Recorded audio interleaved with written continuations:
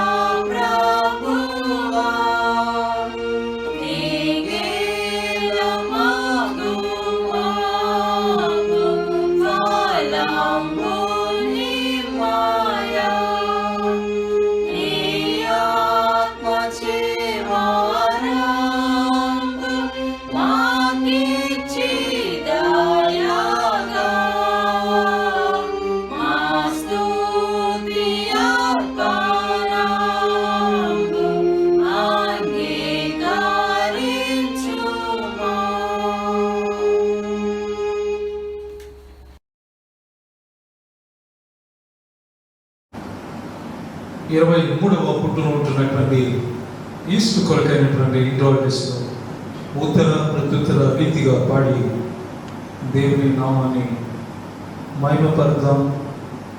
23వ పుట్టునటువంటి ఇంట్రాయిడ్స్ Easter కొరకైనటువంటి ఇంట్రాయిడ్స్.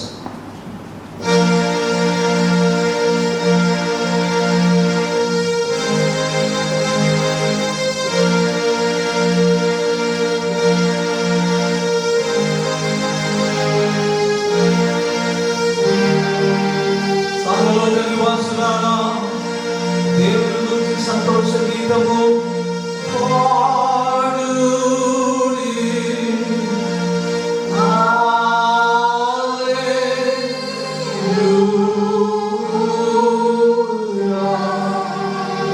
ఆయన నామ ప్రభావం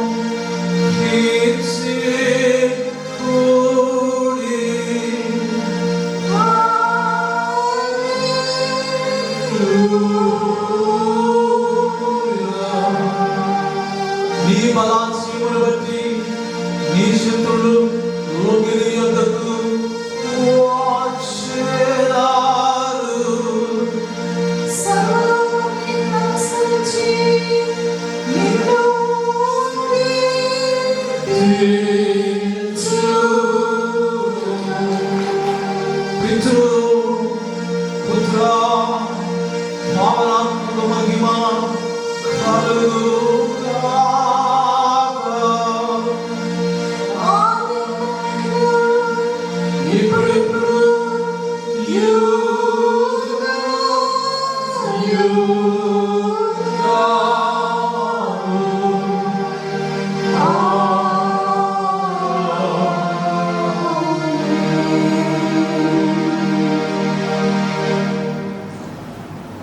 దేవుడు అవకాశం పొందున్నాడు. లోకమంతా ఆయన సన్నిధిని మౌనముగా ఉండుగాక. రండి, నమస్కారం చేసి సాగిలపడము. మరణను కలుగజేసిన ఈ హోమ ముద్ర మోకాళ్ళను గాక. లోక పాపమోయు దేవుని కొరతలో మా దగ్గర లోక పాపమోయు దేవుని యొక్క కొరతలో మా దగ్గర లోక పాపమోయు దేవుని యొక్క కొరతలో మా మీద సమాధానం వాక్యం సర్వశక్తి గల దేవుడు మా సృష్టికర్తను రక్షకుడైన బీదరికులైన పాపమైన మేము ఈ ముద్దలు మోకరించి మేము అశుద్ధ పాపాలను స్వభావం కలవమే తలపలతోనూ మాటలతోనూ క్రియలతోనూ నిగ్రహంగా పాపం చేసినప్పుడు వచ్చిన మేము నేను కనుక ఆశ్రయించి మా ప్రభు యేసుక్రీస్తు బట్టి నీ కృపను వెతికిపోతున్నాము. దేవుడా బీద పాపమైన నా యందు కరుణించు.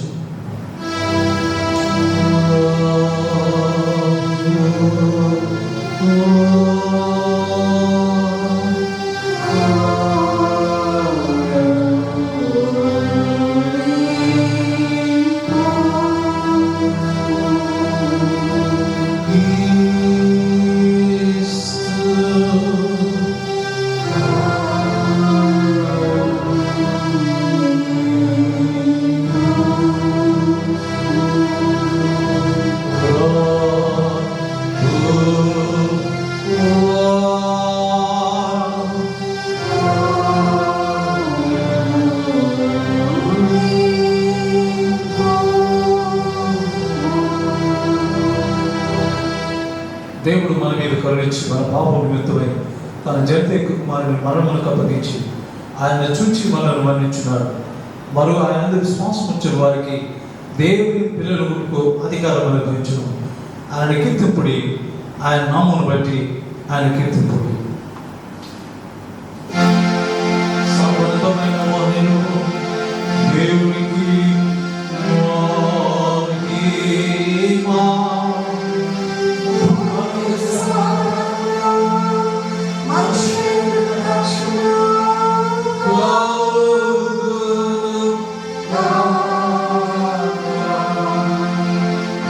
దేవుడా ఓ పరమా రాజా సర్వశక్తి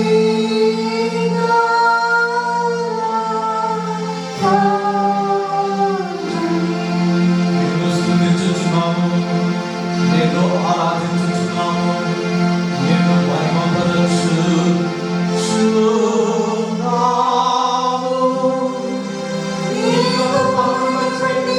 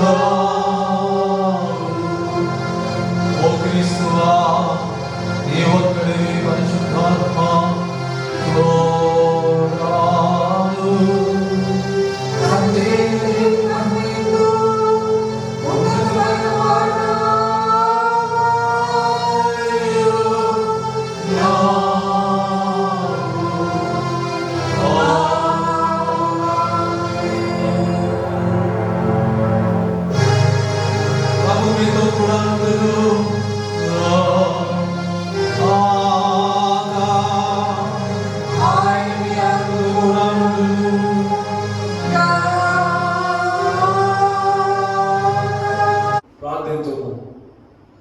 మేలన్నికి కారణభూతులైన ఓ దేవా, మేము నీ పరిశుద్ధ ఆవేశములను మంచి వాటిని యోచించి నీ కృపా సహాయం చేత మేము వాటిని నెరవేర్చినట్టు అనుగ్రహింపమని నీతోనూ పరిశుద్ధాత్మతోనూ సదా ఏకదీపుడై యుగ యుగములు జీవించుచు పరిపాలించుచుంటూ నీ కుమారులను మా ప్రభువైన యేసుక్రీస్తు ద్వారా నిన్ను వేడుకొనుచున్నాము. ఆమేన్. ఈ దినానికి ఏర్పాటు చేయబడినటువంటి దేవుని వాక్య భాగాలు చదవగలుగుతాము. ఈస్టర్ తర్వాతి 5వ ఆదివారం కొరకు ఏర్పాటు చేయబడిన పాత నిబంధన వాక్యమును భయభక్తులతో చదువుకుందాము. ఆ వాక్యము ఇర్మియా గ్రంథము 29వ అధ్యాయము 11వ వచనం నుంచి 14వ వచనం వరకు ఇలాగున వ్రాయబడి ఉన్నది. ఇర్మియా గ్రంథము 29వ అధ్యాయము 11వ వచనం ప్రారంభము. నేను మిమ్మును గూర్చి ఉద్దేశించిన సంగతులను నేను ఎరుగుదును. రాబో కాలమందు మీకు నిరీక్షణ కలుగునట్లుగా అవి సమాధానకరమైన ఉద్దేశములే కానీ హానికరమైనవి కావు. ఇదే యెహోవా వాక్కు. మీరు నాకు మొర్రపెట్టుదురేని, మీరు నాకు ప్రార్థన చేయుచూ వత్తురేని, నేను మీ మనవి ఆలకింతును. మీరు నన్ను వెదకిన ఎడల పూర్ణ మనస్సుతో నన్ను గూర్చి విచారణ చేయునెడల మీరు నన్ను కనుగొందురు. నన్ను నేను మీకు కనపరుచుకొందును. ఇదే యెహోవా వాక్కు. నేను మిమ్మను చెరలో నుండి రప్పించెదను. నేను మిమ్మను చెరపట్టి ఏ జనులలోనికి, ఏ స్థలములలోనికి మిమ్మను తోలివేసితునో ఆ జనులందరిలో నుండి, ఆ స్థలములన్నిటిలో నుండి మిమ్మను సమకూర్చి రప్పించెదను. ఇదే యెహోవా వాక్కు. ఎచ్చటి నుండి మిమ్మను చెరకు పంపించుతును, అచ్చటికే మిమ్మను మరలా రప్పింతును. ఇంతటితో పాత నిబంధన వాక్యము ముగిస్తున్నది.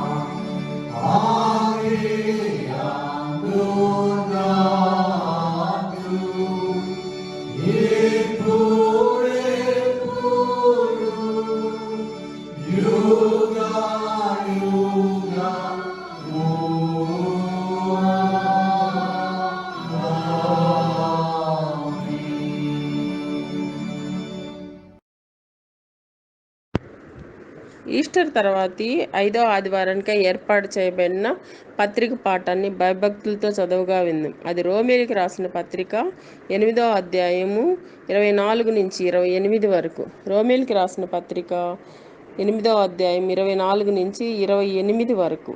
ఏలయనగా మనం నిరీక్షణ కలిగిన వారమై రక్షింపబడితిమి.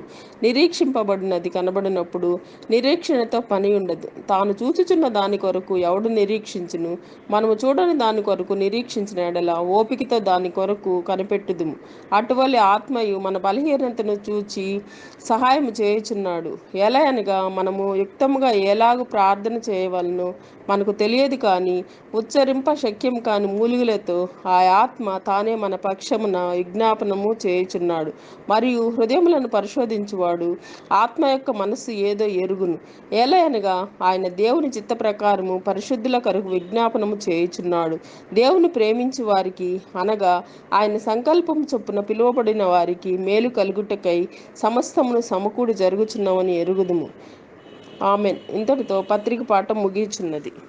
ప్రభువా నీకు స్తోత్రము. నీ వాక్యము నా పాదములకు దీపమైనది.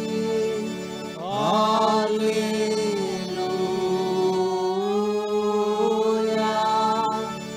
అది నా మార్గములకు వెలుగైనది. హల్లెలూయా.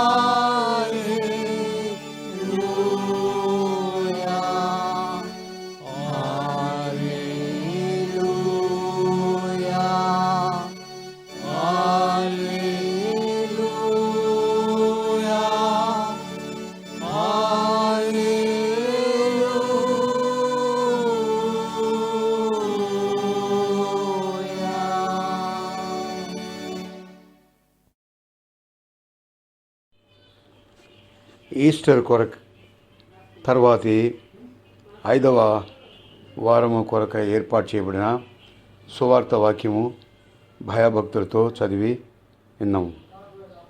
అది యోహాను సువార్త 17వ అధ్యాయము 1 నుంచి 19 వరకు ఇలాగ చదివి విన్నాం. యేసు ఈ మాట చెప్పి ఆకాశం వైపు కనులెత్తి ఇట్లా నేను, తండ్రి, నా గడియ వచ్చి ఉన్నది. నీ కుమారుడు నిన్ను మహింపరచునట్లు నీ కుమారుని మహింపరచుము. నీవు కుమారునికి ఇచ్చిన వారందరికీ ఆయన నిత్యజీవం అనుగ్రహించినట్లు సర్వ శరీరుల మీదను ఆయన అధికారం ఇచ్చితివి. అద్వితీయ సత్యదేవుడైన నిన్నును నీవు పంపిన యేసుక్రీస్తును ఎరుగుటి నిత్య జీవము చేయుటకు నీవు నాకు ఇచ్చిన పని నేను సంపూర్ణంగా నెరవేర్చి భూమి మీద నిన్ను మహిమపరిచితిని. తండ్రి, ఈ లోకము పుట్టక మునుపు నీ యొద్ద నాకు ఏ మహిమ ఉండెనో ఆ మహిమతో నన్ను ఇప్పుడు నీ యొద్ద మహిమపరచుము. లోకము నుండి నీవు నాకు అనుగ్రహించిన మనుషులకు నీ నామమును ప్రత్యక్షపరచితిని. వారు నీ వారై ఉండిరి. నీవు వారికి నాకను అనుగ్రహించుతివి. వారు నీ వాక్యం గైకొని ఉన్నారు. నీవు నాకు అనుగ్రహించిన మాటలు నేను వారికి ఇచ్చి ఉన్నాను. వారు ఆ మాటలను అంగీకరించి నేను నీ యొద్ద నుండి బయలుదేరి వచ్చి తినని నిజముగా ఎరిగి నీవు నన్ను పంపితవని నమ్మిరి గనుక నీవు నాకు అనుగ్రహించవన్నీ నీ వలనే కలిగినవని వారిప్పుడు ఎరిగి ఉన్నారు. నేను వారి కొరకు ప్రార్థన చేస్తున్నాను, లోకం కొరకు ప్రార్థన చేయటం లేదు. నీవు నాకు అనుగ్రహించి ఉన్నవారు నీ వారైనందున వారి కొరకే ప్రార్థన చేస్తున్నాను. నావన్నీ నీవి, నీవి నావి. వారి యందు నేను మహింపరచబడి ఉన్నాను. నేను ఇక్కడ ఈ లోకంలో ఉన్నాను కానీ మీరు లోకంలో ఉన్నారు. నేను మీ యొద్దకు వచ్చుచున్నాను.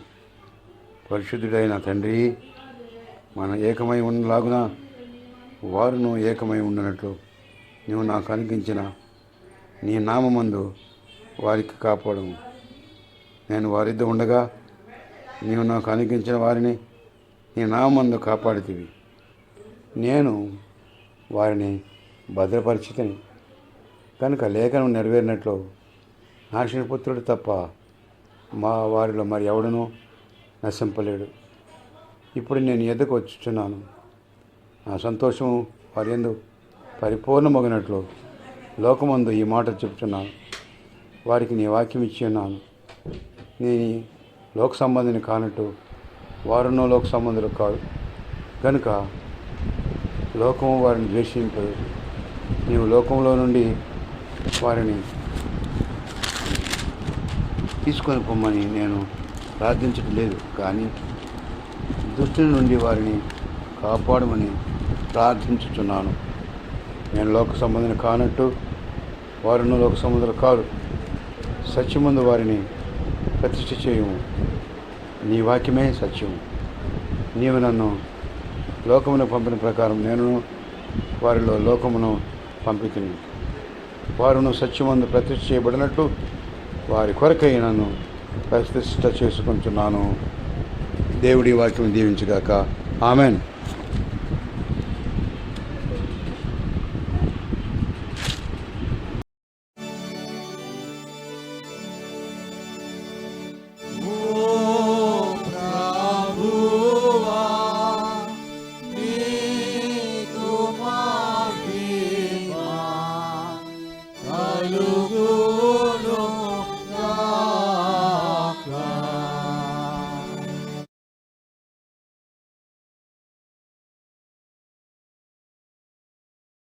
సార్వత్రిక సంఘంతో కలిసి మన అతి పరిశుద్ధమైన అపోస్తల విశ్వాస ప్రమాణం త్రియేక దేవునికి వినయంతో ఒప్పుకుందాం.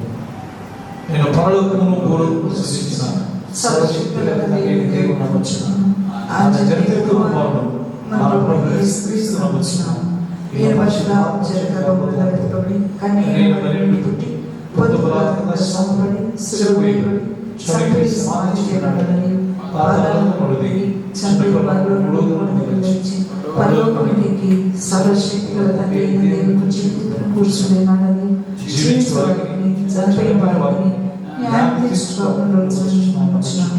నేను పరిశుద్ధాత్మ నమ్ముచున్నాను. పరిశుద్ధ క్రైస్తవ సంఘం, పరిశుద్ధ పాపమైన శరీరం నిత్య జీవం నమ్ముచున్నాను. ఆమేన్.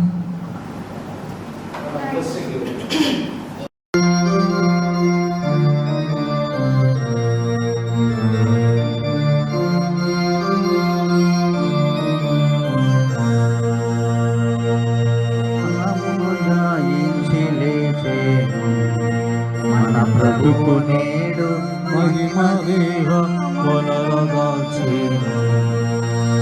నర సమాధి బంధములను ధన్యముగను గెలిచి లేచి కొరతలన్నీ చీచి జీవ పరములియ వసుధపై మరణమును జాయించి లేచేను. మన ప్రభువు నేడు మహిమ దేహ మొనరగాల్చేను. మయ్యయోని మొదలాగు మగువరు కాతు మరుదినోదాయమున ప్రియమాగు గురువినే ఆమునకు పూయ పరిమళంపు తైలములను నరమదీసి కొని సమాధి కరుగు తెచ్చి కనుల చూడ మరణము జాయించి లేచేను. మన ప్రభువు నేడు మహిమ దేహ మొనరగాల్చేను. వారు తెల్ల నిలువటంగీతో కూర్చున్న పడుచు వాణ్ణి చూచి మిగుల భయముతో చేరరాక నిలిచియున్న పాలనోడు గాంచియమ్మ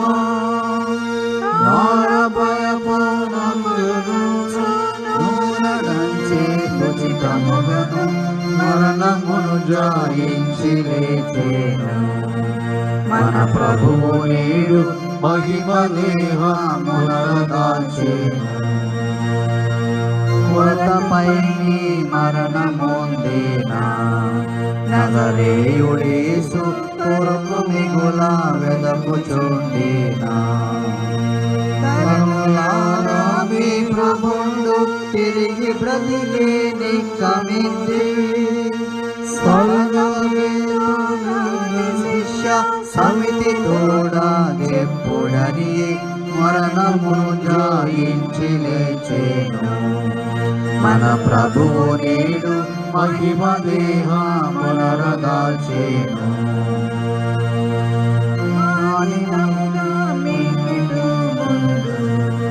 తన చెప్పినట్టు కానబడును గలియరాయుడు కాన వెళ్ళోడంచు బాసి కాన నుండు పాల్క వినుచు దీన జనులు జడిసి మిగుల దిగులు పొంది వణికిరప్పుడు మరణము జాయించి లేచేను. మన ప్రభువు నేడు మహిమ దేహ మొనరగాల్చేను. అంత్యశత్రువైన మరణము తాగెల్చునంచు సంతసించి సంగతింతుము. మంతలేరా భక్తులారా వాస్తవముగా మనల నిండు మంచ దినము నందులేపు కమల దేహములను సంగు మరణమును జాయించి లేచేను. మన ప్రభువు నేడు మహిమ దేహ మొనరగాల్చేను.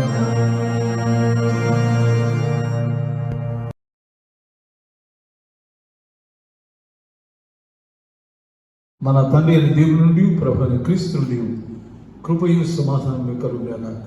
ఆమేన్. నేటి ధ్యాన వాక్యము పరిశుద్ధ యోహాను రాసిన సువార్త 17వ అధ్యాయం 1వ వచనాన్ని చదివి దేవుని వాక్యాన్ని ధ్యానించాలని కోరుకుంటున్నాం. యోహాను సువార్త 17వ అధ్యాయం మొదటి వచనం.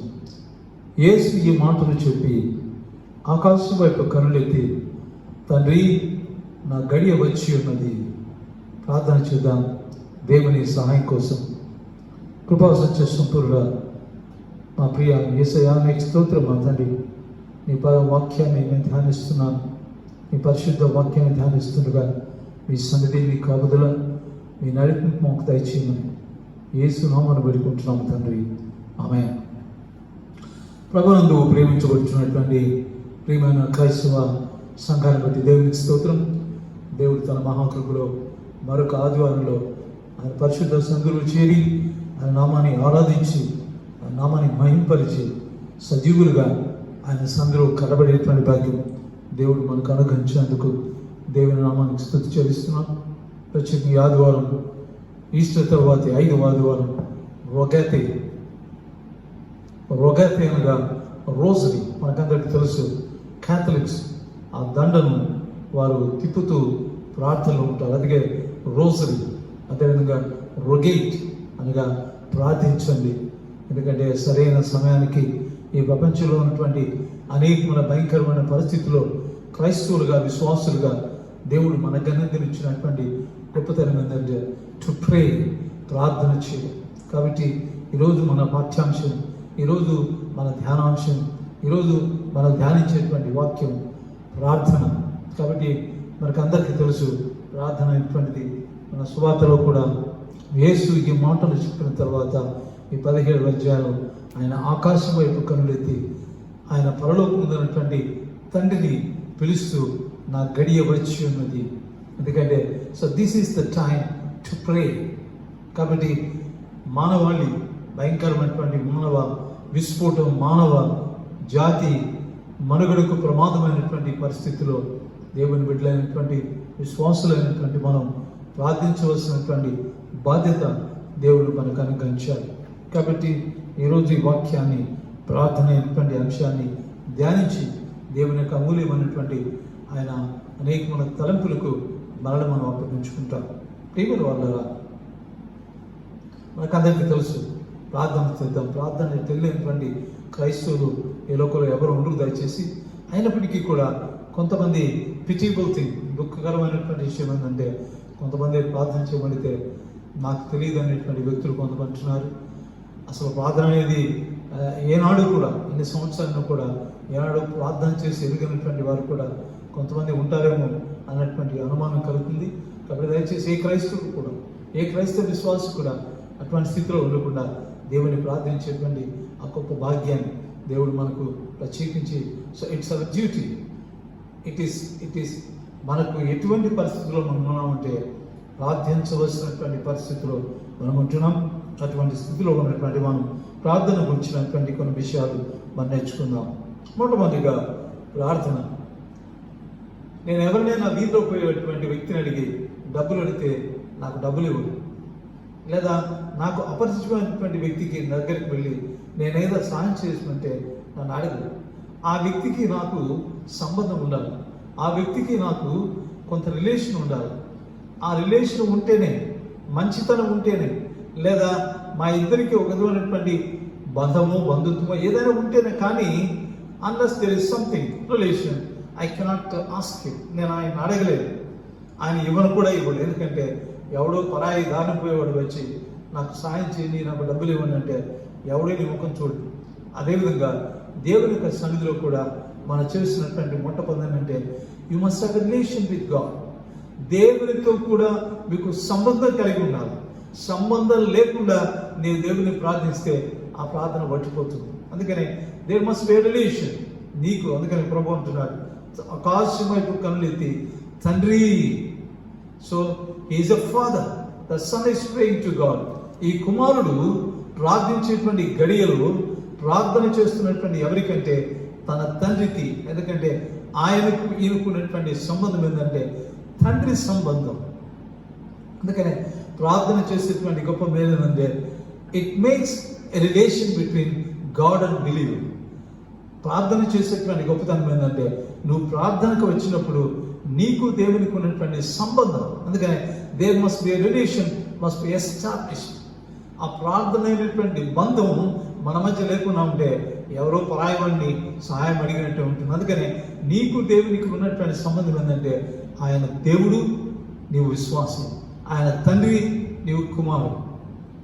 మనము మత్తయి సువార్త 3వ అధ్యాయం 17వ వచనంలో మనం చూడగలిగితే ప్రభువారు బాప్తిసం పొంది ఆయన బాప్తిసం పొందిన వెంటనే బయటకు రాగానే, ఆయన నీళ్ళలో నుండి బయటకు రాగానే పైన ఉన్నటువంటి పరిశుద్ధాత్మ భావ రూపంలో వచ్చి ఆయన మీద వాలిన తర్వాత ఆకాశం నుండి ఒక శబ్దం వినిపిస్తుంది. అదేంటంటే ఈయన నా ప్రియ కుమారుడు, ఈయన యందు నేను ఆనందించుచున్నాను. ఎందుకంటే కాబట్టి దేవునికి నాకు ఉన్నటువంటి సంబంధం, ప్రార్థన చేసేటువంటి గొప్ప మేలు బెనిఫిట్ ఏంటంటే ఇట్ మేక్స్ ఎ రిలేషన్. ప్రార్థన దేవునితో కూడా ఉన్నటువంటి సంబంధాన్ని నాకు తెలుపుతుంది. అదేవిధంగా హెబ్రీ పత్రిక 5వ అధ్యాయం 7వ వచనంలో మనం గమనించగలిగితే, దయచేసి గమనించండి.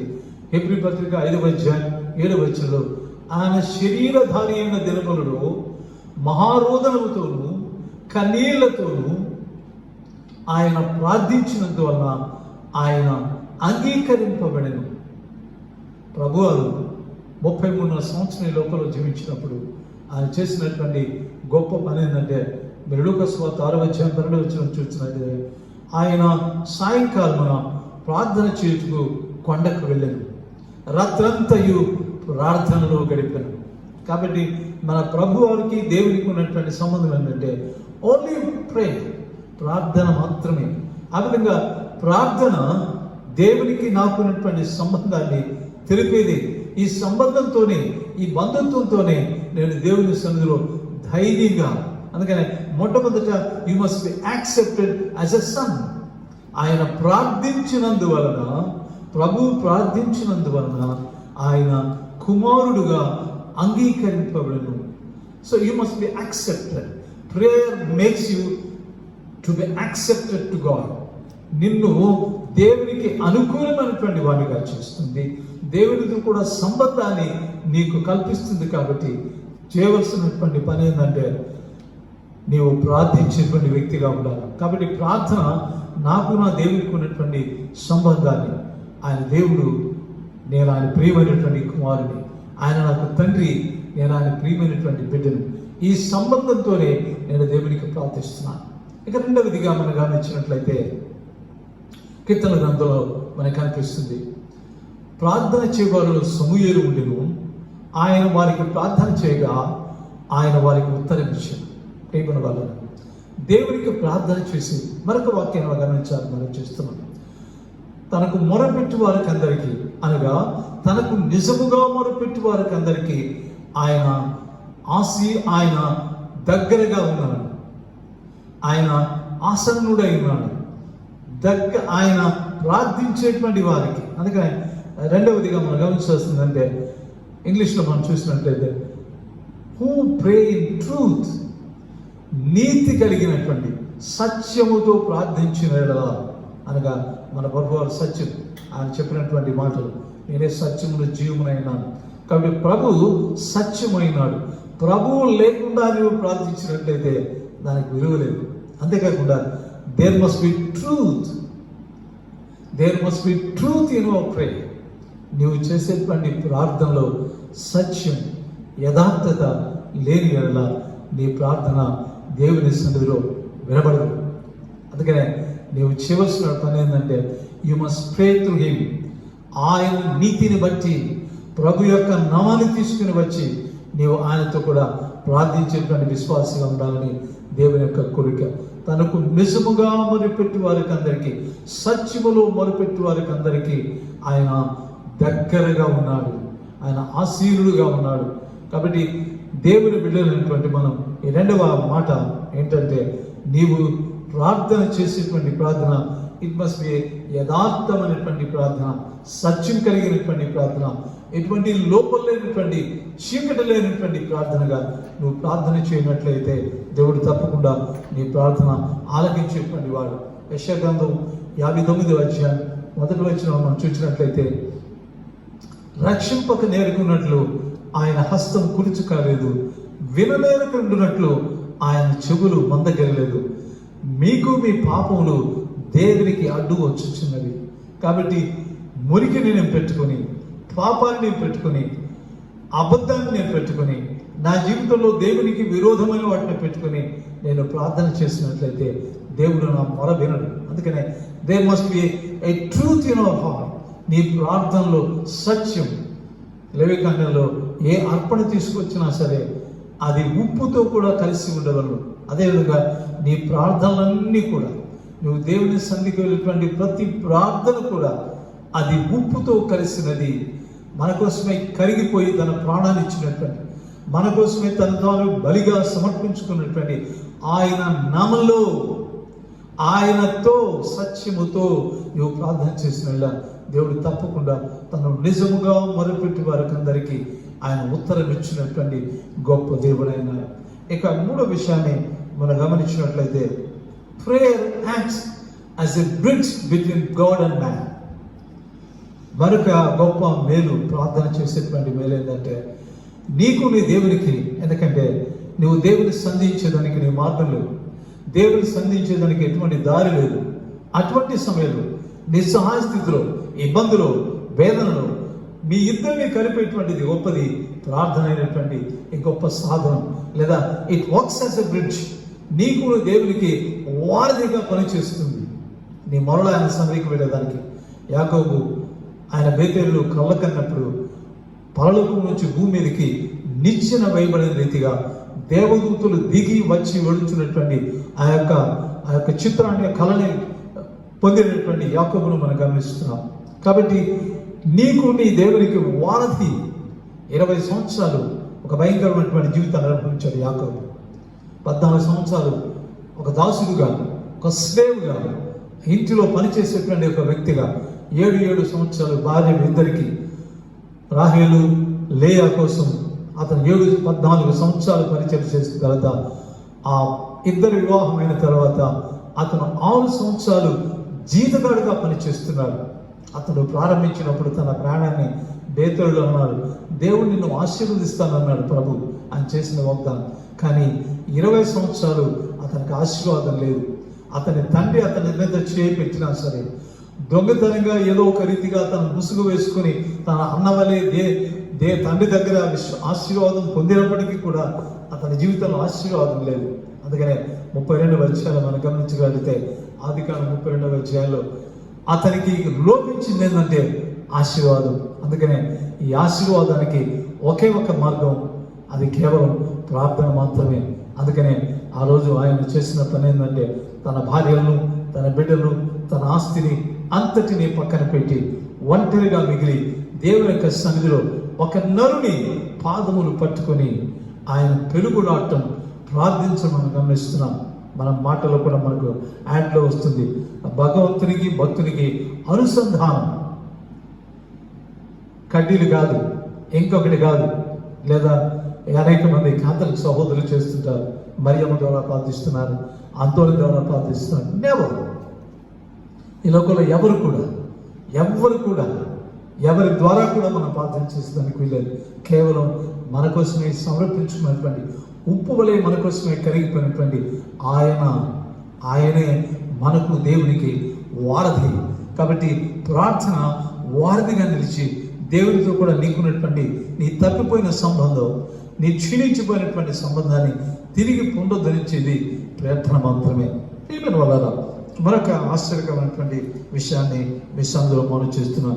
అదేంటంటే, మన విషయ గ్రంథాలను చూసినట్లయితే, హిజ్కియా మరణకరమైనటువంటి రోగం రాగా అతను కన్నీరు విడుస్తున్నటువంటి సమయంలో ప్రవక్త వచ్చి అతనికి ఆజ్ఞిస్తూ అతనికి ఉపదేశం చేస్తున్నాడు, మాటిస్తున్నాడు, నీవు నీ ఇంటిని చక్కబెట్టుకో, దేవుని ప్రార్థన చేయి అన్నప్పుడు ఆయన వెళ్ళిన తర్వాత వెంటనే అతను గోడ వైపు తిరిగి, యెహోవా వైపు తిరిగి, ప్రార్థన వైపు తిరిగి అతను చేసినటువంటి కన్నీటి ప్రార్థన. ప్రియమైన వల్ల ఎంత భయంకరమైనటువంటి స్థితిలో ఉన్నటువంటి హిజ్కియా దేవునికి చేసినటువంటి ప్రార్థన, తన మరణకరమైనటువంటి రోగాన్ని గురించి, తాను చేసినటువంటి అనేకమైన జీవితంలో పొరపాట్లు గురించి, అనేకమైనటువంటి దేవునికి విరోధమైనటువంటి కార్యాలు జరిగించినటువంటి హిజ్కియా తాను వెంటనే పశ్చాత్తాపడి దేవుని యొక్క సన్నిధి తిరిగి, ప్రార్థన వైపు తిరిగి, గోడ వైపు తిరిగి ప్రార్థనలో ఏకీభవించి దేవుని సందులో ఆయన కన్నీటి విలువగా ప్రియమైన వాళ్ళ the prayer of Hezekiah, the prayer has sanction an extension of life. అతనికి జీవితం మరొక 15 సంవత్సరాలు దేవుడు కానుక ఇచ్చాడు. ఇదే విషయంలో దేవుడు ఇదే పద్ధతిని అవలంబించేటువంటి దేవుడు. ఆయన ఎన్నడూ కూడా మనకు విముగుడుగా ఉండేటువంటి వాడు కాదు, కఠినంగా ఉండేటువంటి వాడు. యెహోవా యొద్ద కృప దొరకును. కాబట్టి నీ కన్నీటికి విలువించేటువంటి దేవుడు. పేద విధవరాలు తన ఒకడైనటువంటి కుమారుని పోగొట్టుకొని కన్నీరు విడుస్తున్నటువంటి సమయంలో ప్రభువారు ఆ కన్నీరు చూచి ఆమె కుమారుడు ఆ యవ్వన బిడ్డను నాయను పొడిచి వాడిని లేపి ఆమె కన్నీరు తుడిచిన రీతిగా ప్రియమైన వల్ల మన సంధిలో దేవుని ప్రత్యేకంగా ఈ లోకంలో నీవు ఎక్కువ కాలం జీవించాలంటే దేవుని యొక్క ప్రార్థన తప్ప, దేవుని యొక్క కృప తప్ప మరి ఏది కూడా నేను జీవింప చేయలేదు. కనుక విషయాన్ని, ఆశ్చర్యకరమైనటువంటి విషయాన్ని మీ సందులో మనం చేస్తున్నాను. ఎంతకాలం ప్రార్థన చేయాలండి? ఎంతకాలం ప్రార్థన చేయాలి?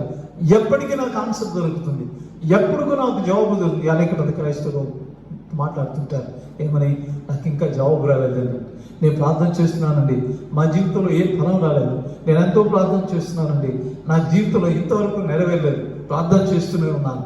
ఇది ఒక ఆశ్చర్యకరమైనటువంటి విషయం. దయచేసి గమనించండి. ఆదికాండలో మనం గమనించండి, పాత నిబంధనలో అబ్రహాము ఆయన 75 సంవత్సరాల నుంచి దేవునికి ఒకే ఒక ప్రార్థన చేస్తున్నాడు. అదేంటంటే నాకు సంతానం కావాలి, నాకు సంతానం ఇవ్వండి. So it took 25 years. అబ్రహాముకు దేవునికి ముఖాముఖిగా మాట్లాడినటువంటి వాడు, దేవునితో కూడా స్నేహితుడిగా మాట్లాడినటువంటి వాడు, దేవునితో ఇటువంటి గొప్ప సంబంధం కలిగినటువంటి అబ్రహాము కూడా ఇట్ టుక్ 25 years. 25 సంవత్సరాలు గడిచిన తర్వాత దేవుడు అతనికి ఒక కుమారుడు అనుగ్రహించాడు. సో 25 సంవత్సరాల కంటిన్యూస్ ప్రార్థన, 25 సంవత్సరాల కఠినమైనటువంటి ప్రార్థన జరిగించి పొందాడు. అంతేకాకుండా జకరియా గ్రంథం లూకా సువార్తలో మనం గమనించినట్లయితే జకరియా సంతానం లేదు, బహువృద్ధుడై జకరియా ఎలిజబెత్లు బహువృద్ధులైనారు, ఇక సంతానం పొందేందుకు వెళ్ళారు. అటువంటి సమయంలో అనగా అతను పెళ్ళైనప్పటి నుంచి అతనికి సంతానం లేదు. కూడా ఇట్ 45-50 years, ఒక 45 సంవత్సరాలేమో అంతకాలం పట్టింది ఒక కుమారుని అనుగ్రహించేదానికి. సో గాడ్ టుక్ 40-50 years, సుమారుగా 50-60 సంవత్సరాలు తీసుకుని అతనికి ఒక కుమారుని అనుగ్రహించాడు.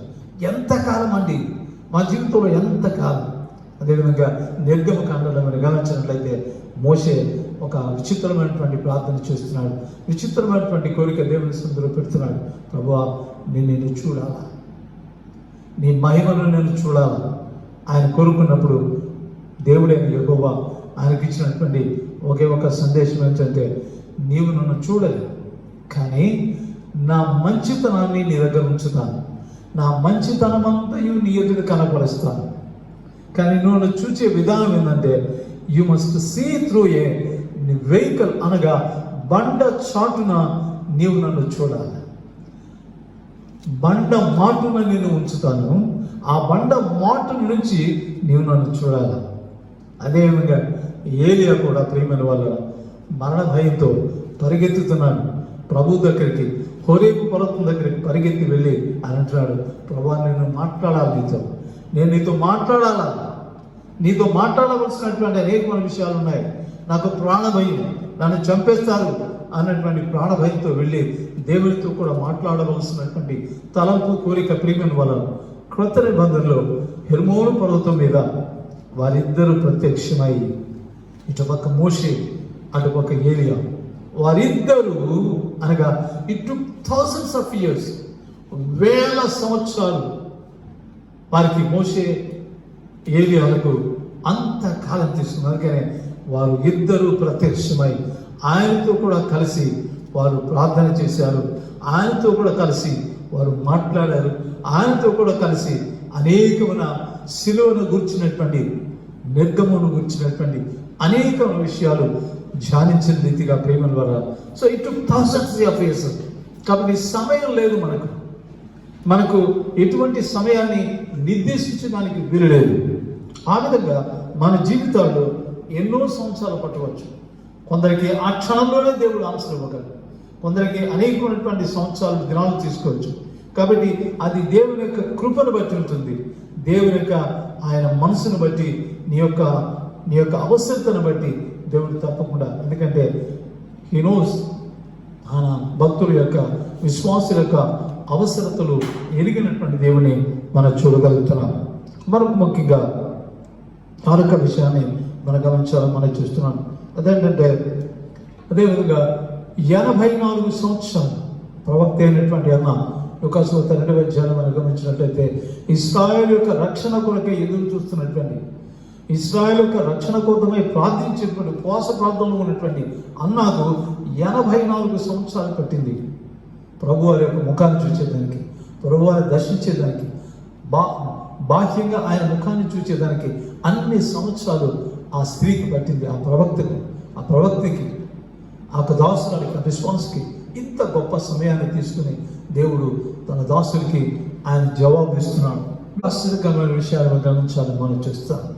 ఎందుకంటే 19 మనం గమనించినట్లయితే యెహోవా నామమును బట్టి ప్రార్థన చేయవాడు, యెహోవా నామమును బట్టి ప్రార్థన చేయవాడు రక్షింపబడు. ప్రియమైన వల్ల ప్రత్యేకించి మనకందరికీ తెలిసిన రీతిగా మానవ జాతికి ముప్పు వాటిల్లేటువంటి స్థితిలో మనం ఉంటున్నాం. అసలు మానవ జాతి ఉంటుందా లేదా? సెకండ్ వేవా, థర్డ్ వేవా, ఇంతేనా? దీంతో సమ్మతిపోతుందా? లేదా ఇంకేమైనా కొత్త వైరస్ వస్తుందా? ఇంకా సౌత్ ఆఫ్రికా వైరస్ వస్తుందా? లేదా అమెరికన్ వైరస్ వస్తుందా? బ్రిటన్ వైరస్ వస్తుందా? ఎటువంటి వైరస్ వస్తుందో తెలియదు. అటువంటి భయంకరమైనటువంటి అందుకనే మానవ జాతి ఉనికి ప్రశ్నార్థకంగా మారుతుంది. ఉంటామో ఊడిపోతాము, ఏ స్థితిలో ఉంటామో. ప్రస్తుత ప్రపంచ పరిస్థితి ఏ విధంగా ఉన్నదంటే అంత భయానకమైనటువంటి స్థితి. అనేక మంది ప్రియులు జబ్బులతో ఉన్నారు. అంతేకాకుండా అనేక మంది బిడ్డలు సేవకులు దేవుని యొక్క సన్నిధిలో చేరారు. ఎందుకు చేరారో మనకు తెలియదు. ఈ భయంకరమైనటువంటి వ్యాధి ఎందుకు వచ్చిందో తెలియదు. కాబట్టి ఇప్పుడు మనకున్నటువంటి పరిస్థితి, మన ప్రపంచం ఉనికి ప్రశ్నార్థకంగా మారుతుంది. అటువంటి గొప్ప భయంకరమైన స్థితిలో మనం ఉంటున్నాం. కాబట్టి ఈ దినాలలో the final and ultimate solution for problem of this world, ఈ ప్రపంచానికి పెను సవాలుగా మారుతుంది కరోనా. కంటికి కనిపించినటువంటి ఒక మామూలు చిన్న పురుగు, కంటికి కనిపించినటువంటి ఒక ఒక ఒక ఒక తెగులు పురుగు మానవ జాతికి ముప్పు వాటిల్లేదానికి, మానవ జాతిని కబళించేదానికి ప్రయత్నం చేస్తున్నటువంటి దినాల్లో దేవుడు మనకిచ్చినటువంటి గొప్ప వాయుధం ఏంటంటే ప్రార్థన చేయి. యెహోవా నామమును బట్టి ప్రార్థన చేయవాడు రక్షింపబడును. నువ్వు రోజుకి ఎన్నిసార్లు ప్రార్థన చేస్తున్నావు తెలియదు. 1 తెస్సలోనిక 5వ అధ్యాయం 17వ వచనం మీరు గమనించినట్లయితే ఎల్లప్పుడూ సంతోషంగా ఉండండి, భయపడవద్దు, ఎల్లప్పుడూ సంతోషంగా ఉండండి. అంతేకాకుండా ఎడతెగక ప్రార్థన చేయండి. Only solution for the survival. ఈ లోకంలో మానవ జాతి ఉండాలంటే, దేవుని విశ్వాసం నిలబడాలంటే, దేవుని విశ్వాసంలో సజీవులుగా ఉండాలంటే చేయవలసిన పని ఎడతెగక ప్రార్థన చేయండి. సంతోషంగా ఉండండి, భయపడవద్దు. భయపడితే కరోనా వస్తుంది కాబట్టి భయపడవద్దు. ప్రభువునందు సంతోషించండి, ఎల్లప్పుడూ ఎడతెగక ప్రార్థన చేయండి. లూకా సువార్త 18వ అధ్యాయం 1వ వచనం మనం గమనించినట్లయితే వారు విసుకక నిత్యము ప్రార్థన చేయవాలని. వారు విసుకక, ఎందుకంటే ఎప్పుడు విసుక రాదు. మన పనులు మనం చేసుకునేటప్పుడు మన కార్యాలకు విసుకడ్డు రాదు. మనం చేసేటువంటి అనేకమైనటువంటి మన మంచి కార్యాలు, మన కుటుంబంలో జరిగేటువంటి మంచి కార్యాలకు విసుక రాదు. కానీ ఎప్పుడైతే దేవుని సన్నిధికి వస్తామో, దేవుని ప్రార్థించేదానికి పూనుకుంటామో అప్పుడే విసుక వస్తుంది. అందుకనే ప్రభువు అమూల్యమైనటువంటి సలహా, మీరు విసుకక నిత్యము ప్రార్థన చేయవలను, ఎడతెగక ప్రార్థన చేయవలను. యెహోవా నామమును బట్టి ప్రార్థన చేయవాడు ఎవడో వాడు రక్షింపబడను. దేవుని ప్రియమైనటువంటి జన్మ ఈరోజు మానవాళికి పెనుముప్పు వాటిల్లింది. ఎవరు ఉంటారో ఎవరు పోతారో తెలియదు. ఎటువంటి స్థితిలో ప్రపంచం పడుతుందో తెలియదు. అందరూ భయంతో, పాండమిక్, అందరూ భయంకరమైన ఆందోళనలో మానవ జీవితం మానకి ఉనికి ఉంది. ఇటువంటి స్థితిలో దేవుడు ఇచ్చినటువంటి మన గొప్ప ఊరట ఏంటంటే ప్రే వితౌట్ సీజింగ్, ఎడతెగక ప్రార్థన చేయండి. The prayer is alone and the only one alone, it is only the solution. మానవ జాతి వికాసానికి, మానవ జాతి విడుదలకు, మానవ జాతి ఆశీర్వాదానికి, మానవ జాతి నిలవాలంటే చేయవలసిన పని ఆ రోజు ఫీనిహేసే వారు చేసినటువంటి ఏంటంటే దేవుని సన్నిధిలో వారు ప్రార్థించి విజ్ఞాపన చేసినదిగా నీవు నేను మనమందరం కూడా ప్రతి క్రైస్తవ విశ్వాసి కూడా చేయవలసినటువంటి the ultimate reality is to pray.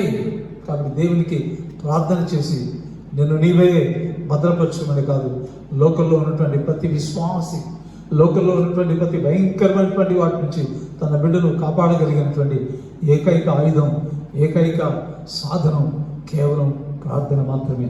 ఆ విధంగా ప్రార్థన చేసేదానికి ప్రత్యేకించి మన కుటుంబాలు ప్రతినిత్యం ప్రార్థన చేయండి. ఎందుకంటే ఆ ప్రార్థనే నీ కుటుంబానికి రక్షణ, ఆ ప్రార్థనే నీ కుటుంబానికి భద్రత. So prayer is the security in this insecure world. ఈ శాశ్వతమైనటువంటి ఈ ప్రపంచంలో దేవుడు నీకు ఇచ్చినటువంటి గొప్ప ఆయుధాన్ని వాడుకొని సంపూర్ణ ఆశీర్వాదంతో దీవెనతో ఉన్నట్టు పరిశుద్ధాత్మ దేవుడు తన శక్తిని సహాయం తెచ్చునుగాక. ఆమేన్. సమస్త జ్ఞానం నుంచిన దేవుని సమాధానం యేసుక్రీస్తునందు మీ హృదయములకు తలంపులకు భద్రముగా కాలుండునుగాక. ఆమేన్.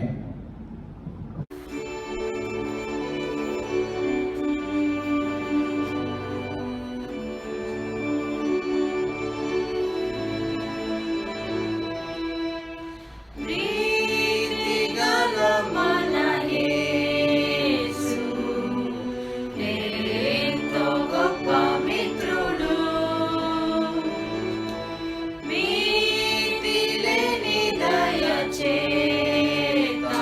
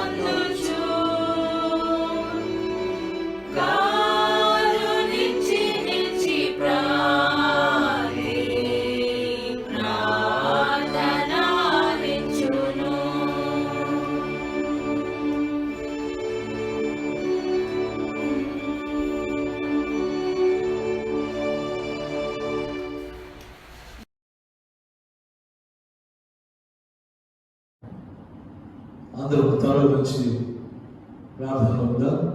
ప్రార్థన తర్వాత దేవుని ఆశీర్వాదంతో సెలవు తీసుకుంటాం. ప్రార్థన చేద్దాం. అత్యున్నతమైన సింహాసనం మీద ఆశీర్వాద దేవానికి స్తోత్రం. స్తుతుల సింహాసనం అమూల్యమైనటువంటి దేవానికి స్తోత్రం. ఈ పరిశుద్ధ నామని మొత్తాన్ని స్తుతించి ఆరాధించడానికి ఈ ఆదివారం జ్ఞానం మొత్తాన్ని రుచిగా ఈ పరిశుద్ధ సందులో చేరి నేను ఆరాధించి నీ వాక్యాన్ని ధ్యానించి నేను మహిమపరిచే శక్తిని ఇచ్చాను. మహిమ ఘనత ప్రభావం పొందేదానికి అర్పణైన దేవానికి స్తోత్రం. సభ్యుల సంఘాన్ని మీకు స్తోత్రం. పీసీసీ వారిని పెద్దవారిని దీవించండి. ప్రత్యేక మతాన్ని మా క్రైస్తవ కుటుంబంలో ఉన్నటువంటి ప్రతి క్రైస్తవ కుటుంబాన్ని బట్టి మీకు స్తోత్రం. మా ప్రభావ వీళ్ళందరూ మీరు దీవించండి. మీ గాయపడుతున్న ఒక్క కుటుంబాన్ని మొత్తాన్ని మీ హస్తంతో తాకి మీ సంపూర్ణమైనటువంటి శక్తి మీ బలమైన విడుదల చేయబడుతున్నాను.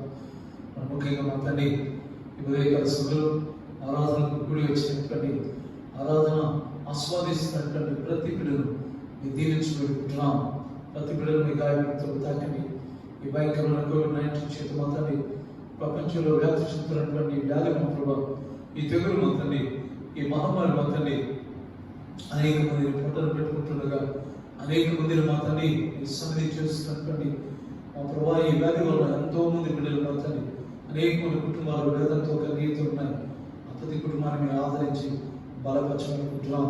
వచ్చే మా సంఘంలో ఉన్నటువంటి సంఘ పెద్దలు దీవించండి. వృద్ధులు మా తండ్రి శారమ్మ, మగ్దలమ్మ, చిక్కమ్మ, చంద్రమ్మ, ఇంకా అనేక మంది బిడ్డలు మా ప్రభా నీ గాయపత్రులు వజ్రమ్మను మీరు దీవించి వేడుకుంటున్నాం. ముఖ్యంగా మా తండ్రి యథాస్థాలు కుమారులను మీ సంఘంలో జ్ఞాపకం చేస్తున్నాం. మీరు ఇచ్చిన సంపూర్ణమైనటువంటి ఆరోగ్యం మీ స్వస్థత నిమిత్తమైన స్తోత్రం. మరొకసారి దాసులు జయనాథరావు దీవించండి. మీ సంపూర్ణ స్వస్థత ఇచ్చింది. యథాస్థాలు మా ప్రభావం ఎవడ మా తండ్రి కుమార్తె పవిత్ర కోసం మీకు స్తోత్రం. కార్తీక దీవించండి. మరి కుటుంబ జీవితాన్ని దీవించుకుంటున్నాం. మా తండ్రి దాసులు మా ప్రభా మాధవ తండ్రి గారు మా తండ్రి మీ సందులో చేయాలి. మా ప్రభా నా కుటుంబాన్ని కన్నీరు తుడిచి ఆదరించండి. దాసులు మా తండ్రి మాధవ తండ్రి గారు ఇంద్రను మీరు దీవించండి. మా తండ్రి మీ సంపూర్ణ స్వస్థత మీ ఆరోగ్యాన్ని బిడ్డలుగా చెప్పుకుంటున్నాం. మరొకసారి కూడి వచ్చినటువంటి బిడ్డలు మా సంఘంలో ఉన్నటువంటి ప్రతి క్రైస్తవ కుటుంబం తండ్రి ఏ ఇబ్బందుల్లో వేదంలో కన్నీళ్ళు ఉంటుందో అందరినీ మీ సందులోకి అనిపించేస్తాం. ఎంతమంది ఈ వ్యాధి చేత మా తండ్రి వేదంలో ఉంటున్నారు. ఆ ప్రతి బిడ్డను మా తండ్రి తాకి సంపూర్ణమైనటువంటి మీ స్వచ్ఛత మీ శక్తిని బాధదాచి మరొకసారి మీ గాయపడుతున్న మా తండ్రి ఈ తెగులు మా తండ్రి ఈ మహమ్మారిని మా తండ్రి మీరు నిరోధించి ప్రపంచానికి శాంతి సమాధానం స్వస్థత కలుగులాని హృదయం కూడి వచ్చిన ప్రతి బిడ్డ ఆరాధన ఆస్వాదిస్తున్నటువంటి ప్రతిని దాసాన్ని దీవించి ప్రతి కుటుంబాన్ని తాకి మీ కృపలో అవుతారు. ప్రతి కుటుంబం ఈ భయంకరమైన కరోనా దినాలు ఎటువంటి ఇబ్బందికి ఎటువంటి వేదన గురి కాకుండా నీ కృపలో బలపరుచున్నాను. ఈ సంపూర్ణ దీవెని, ఈ సంపూర్ణ ఆశీర్వాదం, ఈ సంపూర్ణ స్వస్థతను దయచేయడం. మరొకసారి మీ దాసులు గిరీష్ కుమార్ అంతని దాసు నుండి సంపూర్ణ స్వస్థత దయచేయండి. కుడి వచ్చిన బిడ్డలు తిరిగి వచ్చుగా మీ సన్నిధి మీ కావుదల మీ భద్రత మీ నడిపింపు దయచేయండి. యేసు పరిశుద్ధ నామములో ఈ ప్రార్థన నేను అడిగి వేడుకుంటున్నాము తండ్రి. ఆమేన్. మా తండ్రి నా పరిశుద్ధపరచబడు గాక, నీ రాజ్యం వచ్చును గాక, నీ చిత్తపడును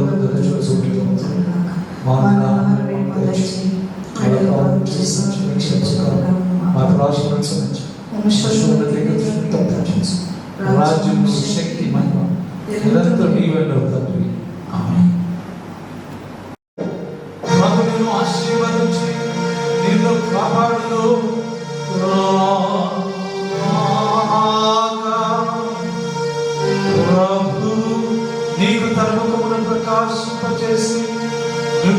కరుణించును